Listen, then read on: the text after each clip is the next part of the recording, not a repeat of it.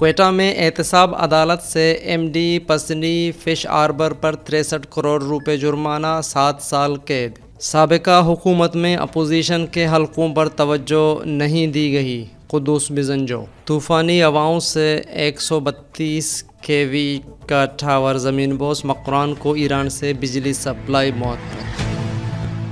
آج جون کی 1 تاریخ ہے، دن بدھ۔ بلوچستان افیئرز کی اردو نیوز بلیٹن سرشپ احوال کے ساتھ میں ہوں مقبول ناصر شپ و شبات۔ بلوچستان کے گریڈ 20 کا ایک اور حاضر سروس افسر ارب روپے کی جائیداد کا مالک نکلا۔ احتساب عدالت کوئٹہ کے جج آفتاب احمد لون نے فیصلہ سناتے ہوئے سابق M D Pasni fish harbour Ali Gul Kurd کو 63 کروڑ روپے جرمانہ، 7 سال قید کی سزا سنا دی۔ ارب روپے مالیت کے کمرشل پلازے و دیگر جائیدادیں بحق سرکار ضبط، ملزم کو جیل منتقل کر دیا گیا۔ ترجمہ نیب کے مطابق احتساب عدالت کوئٹہ کے جج آفتاب احمد لون نے ایک اور تاریخی فیصلہ سناتے ہوئے اربوں روپے مالیت کی کرپشن کا جرم ثابت ہونے پر بلوچستان کے گریڈ 20 کے ایک اور حاضر سروس افسر سابق M D Pasni fish harbour Ali Gul Kurd کو 63 کروڑ روپے جرمانہ، 7 سال قید بامشقت کی سزا سنا دی ہے، جبکہ شہر کے مہنگے علاقے میں اربوں روپے مالیت کے کمرشل پلازے اور ایکڑوں اراضی بحق سرکار ضبط کرنے کے احکامات جاری کر دیے ہیں۔ عدالت کے فیصلے کے بعد ملزم کو گرفتار کر کے جیل میں منتقل کر دیا گیا ہے۔ احتساب عدالت کوئٹہ کے جج آفتاب احمد لون نے حال ہی میں بلوچستان حکومت کے ایک اور حاضر سروس سیکریٹری عمران گچکی کو بھی غیر قانونی حساسہ جات کیس میں سزا سنائی ہے۔ معزز احتساب عدالت کی جانب سے سابق سیکریٹری خزانہ مشتاق رئیسانی کیس میں سزا و جرمانے کے بعد M D Pasni fish harbour کی یہ بڑی سزا ہے جو گریڈ 20 کے حاضر سروس افسر کو سنائی گئی ہے۔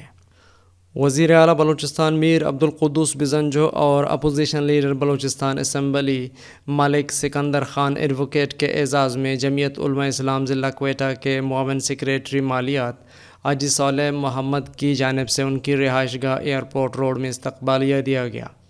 اس موقع پر وزیر اعلیٰ بلوچستان میر عبدالقدوس بزنجو نے سیاسی رہنماؤں اور قبائلی عمائدین سے گفتگو کرتے ہوئے کہا کہ کوئٹہ شہر کے بنیادی مسائل کا بھرپور ادراک ہے، ان کا حل اولین ترجیح ہے، دن رات ایک کر کے محنت کر رہے ہیں تاکہ کم وقت میں زیادہ مسائل حل ہو سکیں۔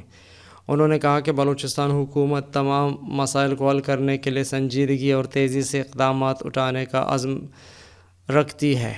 اس سلسلے میں مختلف منصوبوں پر کام جاری ہے۔ انہوں نے کہا کہ بدقسمتی سے سابقہ حکومت میں اپوزیشن کے حلقوں پر توجہ نہیں دی گئی، جس کے مشکلات بڑھ گئے۔ اس موقع پر حلقہ 51 شیخ ماندہ کے امیر مولانا محمد صادق، جنرل سیکریٹری مولانا الطاف شاہ، صوبائی ڈپٹی سالار حاجی رحمۃ اللہ کاکڑ، قاری زین الدین اور دیگر موجود تھے۔ پنجگور میں جسٹس فار شہید داد جان کمیٹی، آل پارٹیز اور سول سوسائٹی کی جانب سے داد جان بلوچ کے قاتلوں کی عدم گرفتاری پر دھرنا آج 10ویں روز بھی جاری رہا۔ دھرنے کے شرکاء نے سی پیک روڈ پر بھی دھرنا دے کر پنجگور، کراچی، کوئٹہ اور تربت گوادر جانے والی شاہراہ کو بند کر دیا ہے۔ دھرنے کے شرکاء کی جانب سے مطالبہ کیا جا رہا ہے کہ داد جان بلوچ کے قاتلوں کو گرفتار کر کے لاپتہ افراد کو بازیاب کرایا جائے اور پنجگور میں ریاستی سرپرستی میں موجود مسلح گروہوں کو غیر مسلح کر کے قانون کے کٹہرے میں لایا جائے۔ واضح ہے کہ داد جان بلوچ کی سراوان مواش چوک پر نامعلوم افراد نے قتل کیا تھا، جس کے بعد اہل علاقہ اور سیاسی جماعتوں کی جانب سے مسلسل احتجاج ہو رہا ہے۔ احتجاجی دھرنے میں خواتین اور بچے بھی بڑی تعداد میں شریک ہیں۔ احتجاجی شرکاء کا کہنا ہے کہ اگر ہمارے مطالبات پورے نہیں ہوئے تو سی پیک کو غیر معینہ مدت تک بند کر دیں گے، جبکہ آل پارٹیز اور دیگر جماعتوں کے ساتھ کمشنر مکران ڈویژن شبیر احمد مینگل کے مذاکرات پنجگور میں ڈی سی آفس میں جاری رہے۔ طوفانی ہواؤں سے 132 کا ٹاور زمین بوس، مکران کو ایران سے بجلی سپلائی معطل، کلاتک و دیگر علاقوں میں بارش۔ گزشتہ روز کیچ کے کئی علاقے طوفانی ہواؤں کی زد میں رہے، جس کی وجہ سے شیخان اور خطاباد میں ایران سے مقران کو بجلی سپلائی کرنے والے 132 kV کے 2 مین ٹاور گر گئے، جس کی وجہ سے مقران کے تینوں اضلاع پنجگور، کیچ اور گوادر کو گزشتہ شام سے بجلی کی سپلائی معطل ہے، جس کی وجہ سے گرمیوں کے موسم میں لوگوں کو کافی مشکلات درپیش ہیں، جبکہ گھروں میں پانی ختم ہونے کے قریب ہے۔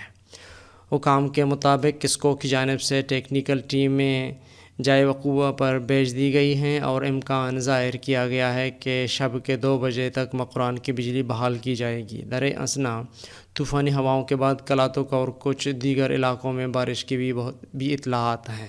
BHRC نے اقوام متحدہ کی جنرل اسمبلی کی توجہ بلوچستان میں جبری گمشدگیوں کی طرف مبذول کرائے۔ اقوام متحدہ کی ہیومن رائٹس کونسل کے 50ویں اجلاس کے موقع پر اقوام متحدہ کی جنرل اسمبلی کے سامنے اپنے ایک تحریری بیان میں Baloch human rights council BHRC نے بلوچستان میں جبری گمشدگیوں کے لرزہ خیز واقعات پر روشنی ڈالی۔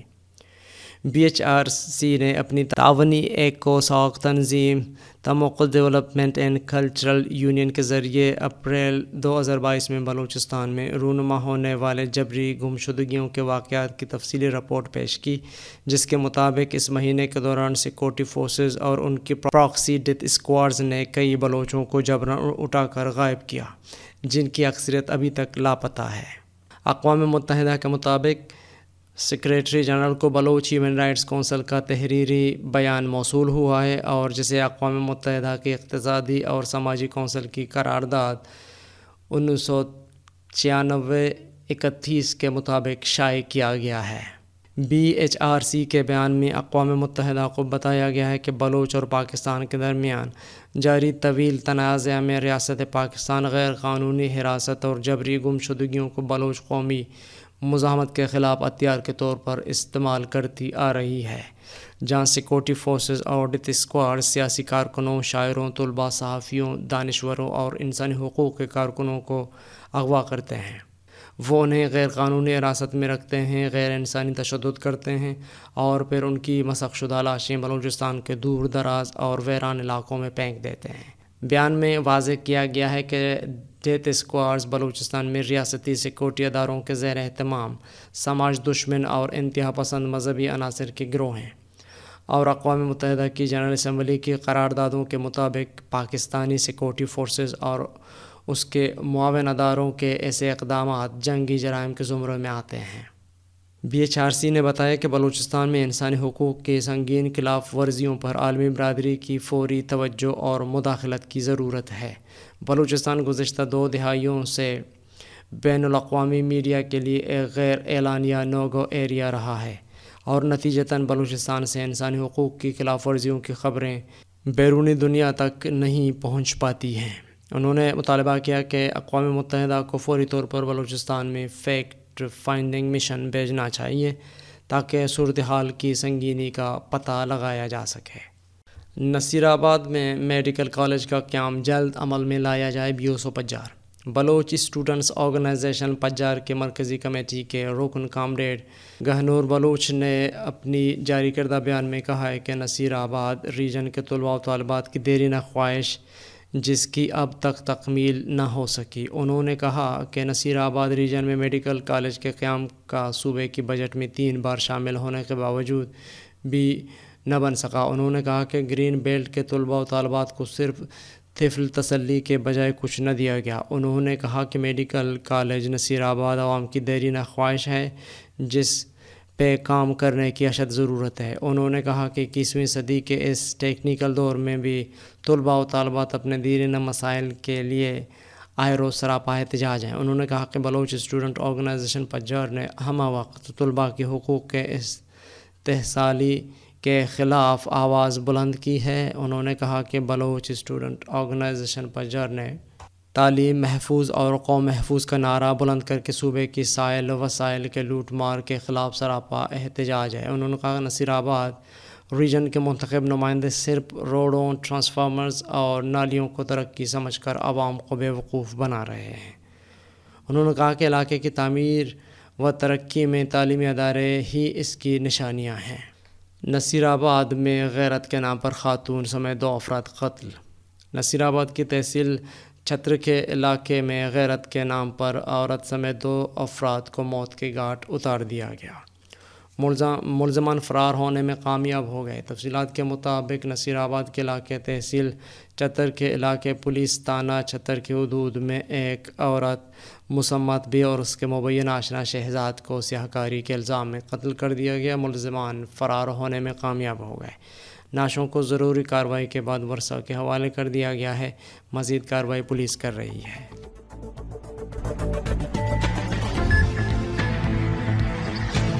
عالمی اور علاقائی خبریں۔ علی پور تھانہ سٹی کی حدود چائے مستوی والا میں گھر سے 5 افراد کی لاشیں برآمد۔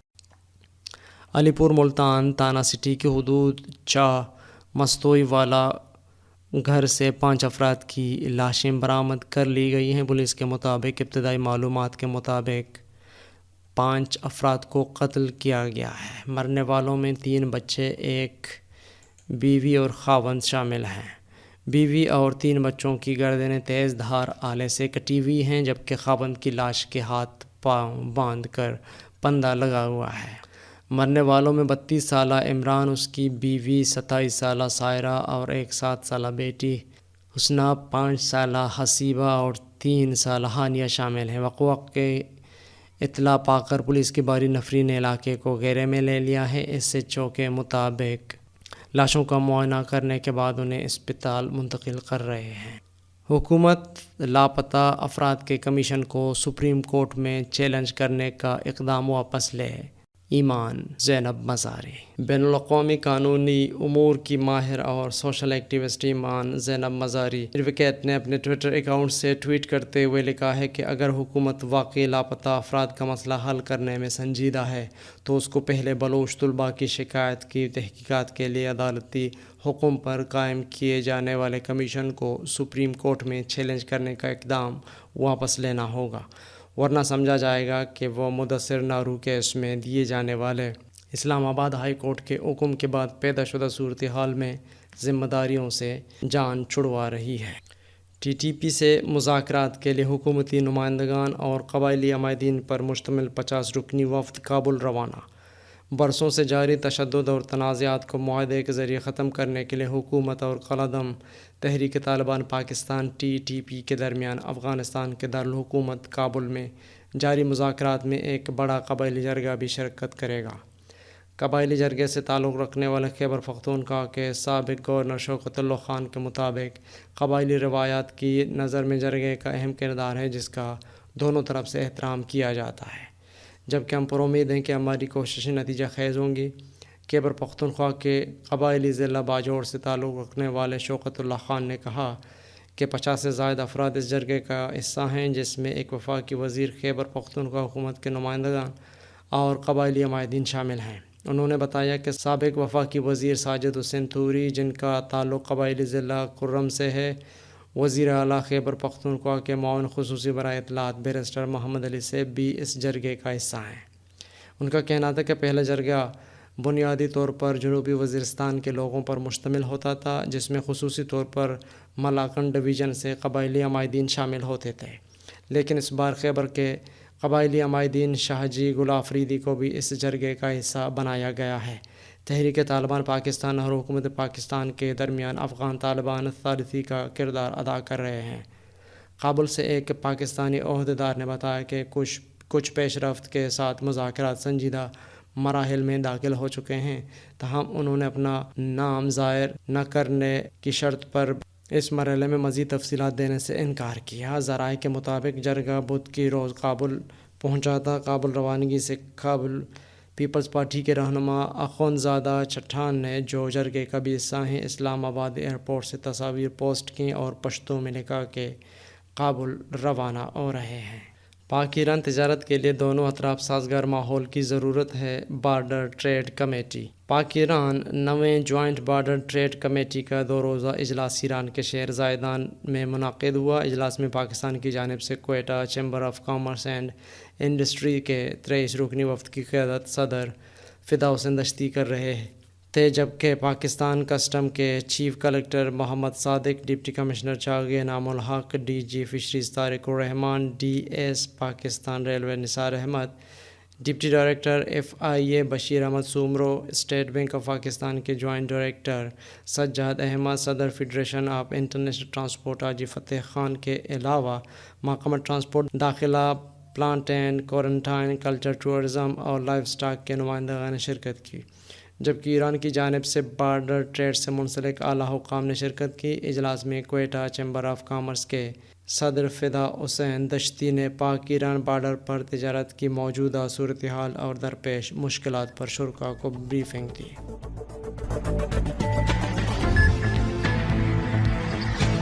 یہ تھیں اب تک کی اہم خبریں۔ مزید خبروں اور اپڈیٹس کے لیے ہماری ویب سائٹ اور یوٹیوب چینل وزٹ کریں۔